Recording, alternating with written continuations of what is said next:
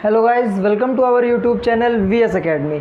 तो हम लोग केमिस्ट्री पढ़ रहे थे। केमिस्ट्री का हाई स्कूल का फर्स्ट चैप्टर पढ़ रहे थे जिसका नाम है केमिकल रिएक्शन एंड इक्वेशंस। तो हम लोगों ने केमिकल रिएक्शन क्या होती है समझ लिया था, केमिकल इक्वेशन क्या होती है समझ लिया था, टाइप्स ऑफ केमिकल रिएक्शन हम लोग पढ़ रहे थे, जिसमें हमने बताया था 4 टाइप पढ़ेंगे हम लोग इसके अंदर। ठीक है, पहला हम लोगों ने पढ़ा था कॉम्बिनेशन रिएक्शन, दूसरा पढ़ा था डिकम्पोजिशन रिएक्शन, और तीसरा पढ़ा था डिस्प्लेसमेंट रिएक्शन, और चौथा है हमारा डबल डिस्प्लेसमेंट रिएक्शन। ठीक है, तो डबल डिस्प्लेसमेंट रिएक्शन में क्या होता है, तो एक ऐसी रिएक्शन जिसके अंदर एक नया कंपाउंड बने, सब्सटेंस से मिलकर कंपाउंड बनता है, एक नया कंपाउंड बने, और जो उसके अंदर जिस कंपाउंड से नया कंपाउंड बन रहा होगा उसके अंदर जो एलिमेंट्स होंगे उन एलिमेंट्स में म्यूचुअली क्या हो, आयंस का एक्सचेंज हो जाए, म्यूचुअली आपस में ही क्या हो, आयंस का एक्सचेंज हो जाए। A reaction in which new compounds are formed by mutual exchange of ions between two compounds. दो कंपाउंड्स होंगे, उनके दो कंपाउंड्स, एक पूरा एक कंपाउंड बना होगा, पूरा का पूरा एक दूसरा कंपाउंड बना होगा, दो कंपाउंड बने होंगे। ठीक है, एक कंपाउंड का और दूसरे कंपाउंड के जो एलिमेंट्स होंगे, जो सब्सटेंस होंगे, उनका आपस में क्या करेंगे, आयंस का एक्सचेंज करके एक नया कंपाउंड बना लेंगे। इस तरह की रिएक्शन को डबल डिस्प्लेसमेंट रिएक्शन बोलते हैं। ठीक है, देखो एग्जांपल देखेंगे अगर तो Na2SO4, Na2SO4 मतलब सोडियम सल्फेट, BaCl2 मतलब बैरियम क्लोराइड। ये हमारा कैसा है, ये हमारा एक्वस सॉल्यूशन होता है, और बैरियम क्लोराइड भी हमारा कैसा है, एक्वस सॉल्यूशन है।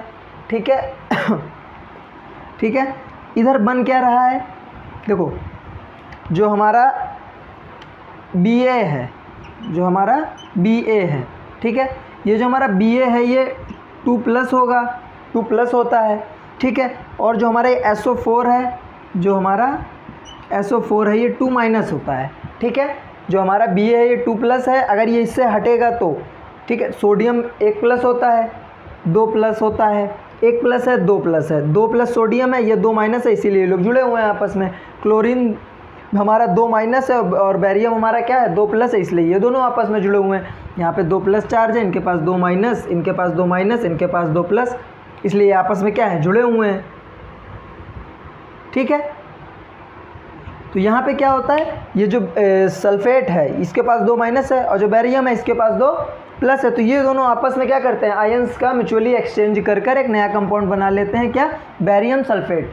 ठीक है, sodium sulphate plus barium chloride, इन दोनों की जब रिएक्शन होती है तो सल्फेट और बैरियम आपस में म्यूचुअली आयंस का एक्सचेंज कर एक नया कंपाउंड बना लेते हैं, क्या बना लेते हैं, बैरियम सल्फेट। और बाहर क्या दूसरा क्या बनता है, क्या निकलता है हमारा, NaCl। ठीक है, NaCl, ये 2 है तो मतलब 2NaCl। ठीक है, सोडियम क्लोराइड। ठीक है, इतना समझ में आया, रिएक्शन समझ गए। प्रेसिपिटेट क्या होता है, ठीक है, प्रेसिपिटेट क्या होता है।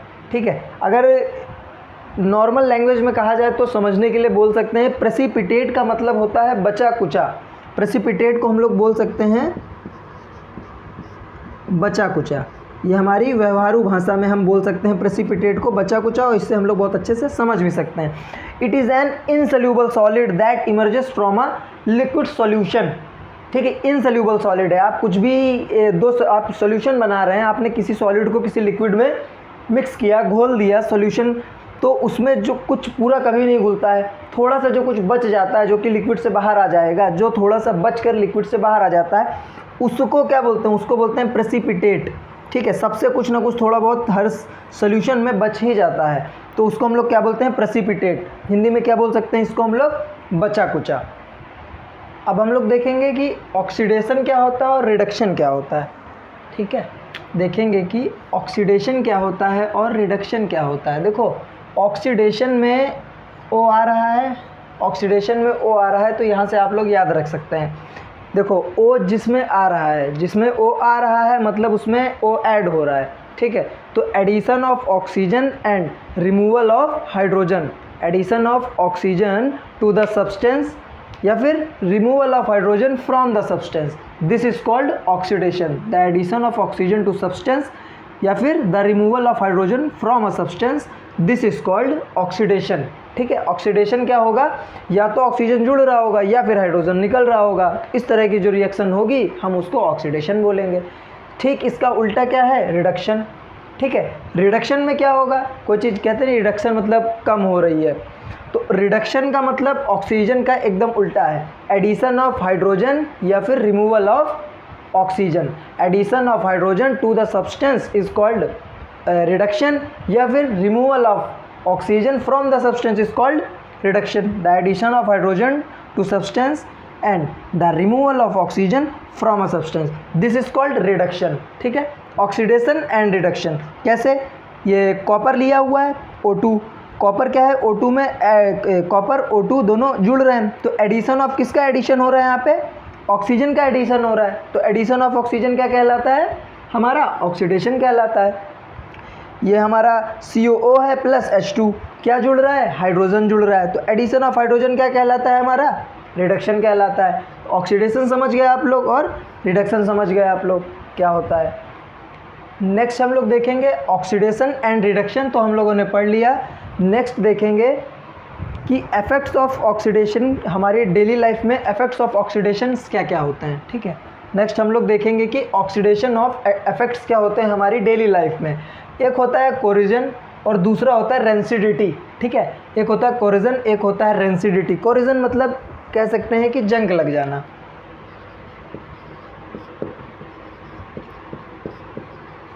जो कि नॉर्मल मेटल्स में लग जाती है। किसमें, किसी भी मेटल्स में अगर हम उसको खुला रखते हैं, काफ़ी टाइम तक रखा रहे, तो उस पर क्या होता है, जंग लग जाती है।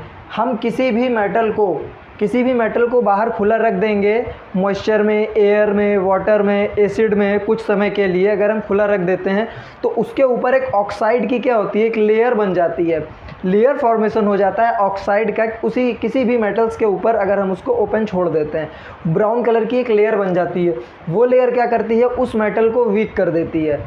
वो लेयर उस मेटल की जो स्ट्रेंथ होती है उसको कम कर देती है, उस मेटल को क्या करती है, वीक कर देती है। इसी प्रोसेस को हम लोग कोरिजन बोलते हैं। ठीक है, और ये जो बनता है इसको हम लोग कोरोड बोलते हैं।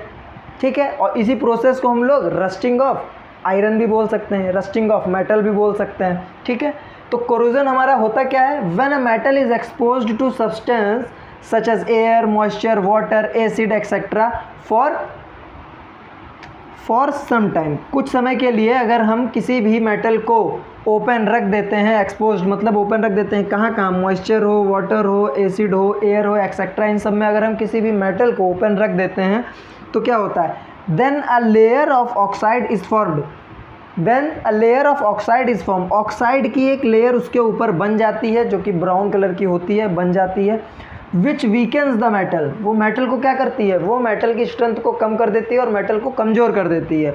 The metal hence metal said to be corrode, तो हम मेटल को क्या कहेंगे कि ये कोरोड हो गया है, मतलब इसमें जंग लग गई है, कोरोड हो गया है, जंग लग गई है, और ऑक्साइड की एक लेयर का फॉर्मेशन हो गया है इसके ऊपर। हम लोग को नहीं पता होता है तो हम लोग ये थोड़ी बोलेंगे कि ये कोरोड हो गया है, या फिर ये बोलेंगे कि ऑक्साइड की लेयर फॉर्मेशन हुई है किसी भी मेटल के ऊपर। हम लोग बोलते हैं अपनी नॉर्मल नॉर्मल लैंग्वेज में क्या बोलते हैं कि जंग लग गई है मेटल पे। ठीक है, तो इससे होता क्या है, मेटल वीक हो जाता है, फिर जल्दी टूट सकता है ना, जल्दी दब जाता है, जल्दी मुड़ जाएगा, जंग लगने से लोहा ख़राब हो जाता है। इसीलिए कई प्रकार की क्या किया जाता है, कोटिंग की जाती है, कई प्रकार की उसके ऊपर कलाई करवा दी जाती है, जिससे कि क्या हो, जो मेटल है हमारा वो डायरेक्ट उसका कांटेक्ट ना बन पाए, मॉइस्चर, एयर, वाटर, एसिड, इनसे डायरेक्ट कांटेक्ट ना बन पाए, इसलिए उसके ऊपर क्या करते हैं, कोटिंग कर देते हैं, किसी भी चीज़ की कोटिंग कर देते हैं, तो वो उसको ऑक्साइड से क्या करता है, बचा के रखता है, क्योंकि पूरे हमारे एटमॉस्फेयर में ऑक्सीजन ही रहती है ज़्यादातर।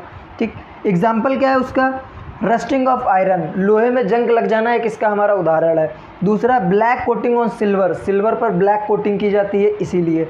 ठीक है, और ग्रीन कोटिंग ऑन कॉपर, ये सब हमारे क्या हैं, ये सब हमारे कोरिजन के क्या हैं, एग्जाम्पल्स हैं। ठीक, दूसरा क्या होता है, दूसरा होता है रेंसिडिटी, दूसरा होता है रेंसिडिटी, ये हमारे ऑक्सीडेशन के ही इफेक्ट्स हैं, ऑक्सीडेशन के ही प्रभाव, ऑक्सीडेशन के ही प्रभाव या ऑक्सीडेशन के ही इफेक्ट्स हैं हमारी डेली लाइफ में, क्योंकि ये भी हमारी डेली लाइफ में नॉर्मल होता रहता है, हो जाता है, और ये भी हो जाता है। ये होता क्या है, हम किसी भी फैटी कोई भी हम चीज़ बनाते हैं, कोई भी चीज़ बनती है, अगर वो फैटी या फिर ऑयली है, फैटी होगी, ऑयली होगी तभी तो फैटी होगी, है ना। घी, मक्खन, इन सब की ज़्यादा तेल, इन सब चीज़ों की कोई बनी चीज़ है, उसको भी हम लोग अगर क्या करते हैं, ओपन खुला छोड़ देते हैं, एक्सपोज कर देते हैं, तो क्या होता है, उस पर भी क्या होता है, ऑक्सीडेशन वहाँ पे भी होता है, ऑक्सीडेशन वहाँ पे भी होता है। तो अगर ज़्यादा देर तक हम किसी फैटी ऑयली मटेरियल को चीज़ को बनाकर ओपनली अगर हम रख देते हैं, तो उसमें क्या होता है, उसमें भी ऑक्सीडेशन हो जाता है। उसमें ऐसी कोई लेयर तो फॉर्मेशन नहीं होता है, बट उसमें भी ऑक्सीडेशन हो जाता है। तो उससे होता क्या है, it leads to bad smell and bad taste of food. आप कोई भी ऑयली या ऐसे तो कोई भी चीज़ आप बना के रखोगे तो कुछ दिन में ख़राबी हो जाती है, बट ऑयली या फिर फैटी अगर हम कोई चीज़ ओपनली छोड़ देते हैं तो रीज़न क्या होता है उसके पीछे का, अगर काफ़ी टाइम तक खुली रखी है तो उससे बैड स्मेल आने लगती है, उसका टेस्ट भी बहुत बैड हो जाता है। क्यों? क्योंकि उस पर रेंसिडिटी का इफेक्ट हो जाता है, रेंसिडिटी हो जाती है, इसके कारण क्या होता है, उस पर बैड स्मेल और बैड टेस्ट ऑफ फूड हो जाता है। तो ये क्या, इसकी डेफिनेशन क्या है, the oxidation of fats, the oxidation of fats and oils, जो फैट्स और ऑयल्स का ऑक्सीडेशन होता है व्हेन एक्सपोज्ड टू एयर, जब हम उसको एयर में करते हैं तो जो हमारे फैट्स एंड ऑयल का जो ऑक्सीडेशन होता है वो हमारा रेंसिडिटी कहलाता है। और लीड क्या करता है, इससे होता क्या है, टेस्ट जो भी हमारी चीज़ है उसका टेस्ट बैड हो जाता है, ठीक है, गंदा टेस्ट हो जाता है, और उसकी स्मेल क्या होती है, वो भी गंदी हो जाती है, ठीक है, बैड स्मेल आने लगती है, आप उसको खा नहीं सकते, ना ही आप उसको क्या कर सकते हैं, स्मेल कर सकते हैं। तो ये हमारे ऑक्सीडेशन के डेली लाइफ में हमारे इफ़ेक्ट्स हैं, क्या क्या प्रभाव होते हैं। एक हमारा क्या है, कोरिजन हो जाता है, कोरोजन। दूसरा हमारा क्या है, रेंसिडिटी। कुछ रिएक्शंस ऐसी होती हैं जो कि टेम्परेचर पर बेस्ड होती हैं, ठीक है, reaction based on temperature, reaction जो टेम्परेचर पर, तापमान पर आधारित हैं। जैसे दो टाइप की है, जैसे कि एक होती है एक्सोथर्मिक रिएक्शन और एक होती है endothermic reaction. Exothermic reaction, endothermic reaction. Exothermic reaction means होता है कि जो कुछ बाहर निकल रहा है, एक्सोथर्मिक मतलब कुछ बाहर निकल रहा है, ठीक है, तो इंडो मतलब क्या होगा कि कुछ आ रहा है। तो एक्सोथर्मिक रिएक्शन ऐसी रिएक्शंस होती हैं जिसमें जिन रिएक्शंस को जब होती हैं तो इन रिएक्शन होने पर क्या होता है, हीट बाहर निकलती है, ठीक है, रिएक्शन बेस्ड ऑन टेम्परेचर पढ़ रहे हैं। तो एक्सोथर्मिक रिएक्शन में क्या होता है, हीट बाहर निकलती है। और जो हमारी एंडोथर्मिक रिएक्शन है, इसमें क्या है कि एनर्जी की ज़रूरत पड़ती है, रिएक्शंस करवाने के लिए एनर्जी की ज़रूरत पड़ती है, वो या तो हीट के फॉर्म में हो, या लाइट के फॉर्म में हो, या फिर इलेक्ट्रिसिटी के फॉर्म में हो। तो एक्सोथर्मिक रिएक्शन क्या होता है, जब रिएक्शन होगी तो प्रोडक्ट फॉर्मेशन तो होगा, रिएक्टेंट जब आपस में कंबाइन होंगे, तो जब when two reactants are combine with each other then the formation of product and some heat will be released. Reaction in which heat is released along with the formation of product is called exothermic reaction। ऐसी reactions जिसमें heat release होती है, बाहर निकलती है, along with the formation of product उत्पाद बनने के साथ साथ उससे हीट भी क्या होती है, कुछ उत्सर्जित होती है, बाहर निकलती है, called exothermic reaction. This type of reaction is called exothermic reaction, ठीक है। एग्जाम्पल में देख सकते हैं कि ये एग्जाम्पल है किसका, बर्निंग ऑफ कोल।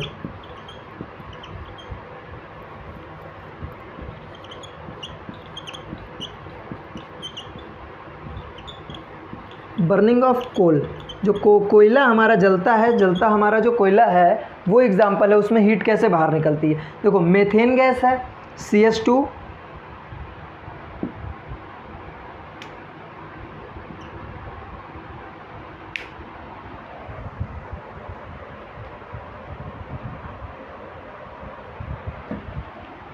ठीक है, मेथेन गैस है, ऑक्सीजन है, गैस है। जब मेथेन गैस और ऑक्सीजन आपस में कंबाइन करते हैं तो CO2 गैस बनती है, CO2 कार्बन डाइऑक्साइड गैस बनती है, यहाँ पे CO2 गैस बन जाती है, 2H2O 2 मॉलिक्यूल ऑफ वाटर बन जाता है, वो वाटर बन रहा है। और क्या होता है, वहाँ से हीट क्या होती है, ऐसे ऐसे करके हीट भी वहाँ से रिलीज होती है। तो जिस रिएक्शन से हीट रिलीज हो रही है उसको हम लोग कैसी रिएक्शन बोलेंगे, exothermic reaction. Reaction in which heat is released along with the formation of product, this type of reaction is called exothermic reaction, ठीक है। सेकेंड वन कौन सा है हमारा, एंडोथर्मिक रिएक्शन। एंडोथर्मिक रिएक्शन में क्या होता है, the reaction in which requires of energy, ठीक है, the reaction in which requires energy the form of in the form of heat light and electricity. The reaction which requires energy in the form of heat, light and electricity, such type of reaction is called endothermic reaction. जिन reactions को पूरा करने के लिए हमें energy के form में heat, light और इलेक्ट्रिसिटी की विद्युत ऊर्जा, प्रकाश और तापमान की ज़रूरत पड़ती है, उस तरह की रिएक्शन को हम लोग एंडोथर्मिक रिएक्शन बोलते हैं। ठीक है, तो समझ में आ गया कि एक्सोथर्मिक रिएक्शन क्या होती है और एंडोथर्मिक रिएक्शन क्या होती है। अब हम सीखेंगे अब यहाँ पे बैलेंसिंग ऑफ इक्वेशन, इक्वेशंस को बैलेंस कैसे करते हैं, जो कि सबसे ज़्यादा इंपॉर्टेंट है इस चैप्टर में। इक्वेशन को बैलेंस करना आना चाहिए इक्वेशंस को। तो ऐसे इक्वेशन लिखी होगी, ठीक है, तो हम यहाँ पर क्या करेंगे, एक देखो मेथड ये होता है कि हम यहाँ पे ऐसे टेबल बना लें, क्या करें, टेबल बना लें, टेबल बना के कर लें। ठीक है, यहाँ पे हम क्या करें, टेबल बना के कर लें। तो इसके अंदर कौन कौन से हैं एलिमेंट पहले लिख लें। सोडियम है, ऑक्सीजन है, हाइड्रोजन है, सल्फ़र है, ठीक है, इतने हैं। तो यहाँ पे क्या है, एलिमेंट। ठीक है, यहाँ पे हो गए हमारे लेफ़्ट हैंड साइड के और यहाँ पे होंगे हमारे राइट हैंड साइड के। ठीक है, लेफ़्ट हैंड साइड में हमारे सोडियम कितने हैं, 1, ऑक्सीजन कितना है, 1 और 4, 5, हाइड्रोजन कितना है, 1 और 2, 3, सल्फ़र कितना है, 1। ठीक है, ठीक है, यहाँ पे देखेंगे, वहाँ पे 1 सोडियम था, यहाँ पे कितने सोडियम है, 2, और ऑक्सीजन कितने हैं, 4, 1, 5, ऑक्सीजन तो बैलेंस है। और क्या है हमारा बच्चा, हाइड्रोजन, हाइड्रोजन यहाँ पे कितने हैं, 2, हाइड्रोजन यहाँ 3 है, यहाँ पे 2 हैं, अनबैलेंस है।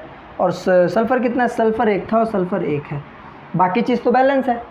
सल्फ़र हमारा बैलेंस है, ऑक्सीजन हमारा बैलेंस है, सोडियम बैलेंस नहीं है और हमारा हाइड्रोजन बैलेंस नहीं है। अब हम देखते हैं, अगर हम इसमें यहाँ पे 2 से मल्टीप्लाई करा दें तो हमारा जो सोडियम है क्या है, बैलेंस हो जाएगा। सोडियम कहाँ गया, ये रहा सोडियम, हमने यहाँ पे क्या किया, 2 से मल्टीप्लाई करा दिया, तो हमारा सोडियम 2 है, सोडियम 2 हो गया यहाँ पे, बट हमारा OH क्या हुआ, अनबैलेंस हो गया, OH क्या हुआ, अनबैलेंस हो गया। ठीक है, ठीक है, सोडियम बैलेंस हो गया है। ठीक है, देखो OH अनबैलेंस हो गया, तो हमारे पास अब ऑक्सीजन की काउंटिंग करें पहले, 2 ऑक्सीजन और 4 ऑक्सीजन, 4 2 6 ऑक्सीजन, और इधर पे 4 1 5 ऑक्सीजन है। हम यहाँ पे अगर 2 लगा दिया हमने तो 4 और 2 ऑक्सीजन हो गए, 6 ऑक्सीजन बराबर सोडियम 2 बराबर हाइड्रोजन, 2 हाइड्रोजन और 2 हाइड्रोजन, कितने हाइड्रोजन, 4 हाइड्रोजन, 2 हाइड्रोजन और यहाँ पे 2, तो 2 2 4, 4 हाइड्रोजन। ठीक है, क्लियर। सल्फ़र 1 है, सल्फ़र 1 है, ऑक्सीजन कितने हैं यहाँ पे, ऑक्सीजन तो हमने काउंट कर लिया, ऑक्सीजन 2 4 6 हैं, तो 4 और 2 6 हैं, मतलब ये इक्वेशन हमारी क्या हो गई, इक्वेशन हमारी क्या होगी, बैलेंस हो गई, बैलेंस्ड इक्वेशन हमारी क्या हो गई, बैलेंस हो गई। दूसरा देखते हैं, NaCl है और AgNO3 है, AgCl बन रहा है और NaNO3 बन रहा है। ठीक है, तो सोडियम यहाँ पे हमारा कितना है, 1 है, यहाँ पे कितना है, 1 है, Cl यहाँ पे कितना है, 1 है, यहाँ पे कितना है, 1 है, और सिल्वर यहाँ पे कितना है, 1 है, यहाँ पे कितना है, 1 है, NO3 है, NO3 1 है, तो ये तो इक्वेशन बैलेंस है। NaCl Ag NO3 ये इक्वेशन तो बैलेंस है। तो ये इक्वेशन क्या है,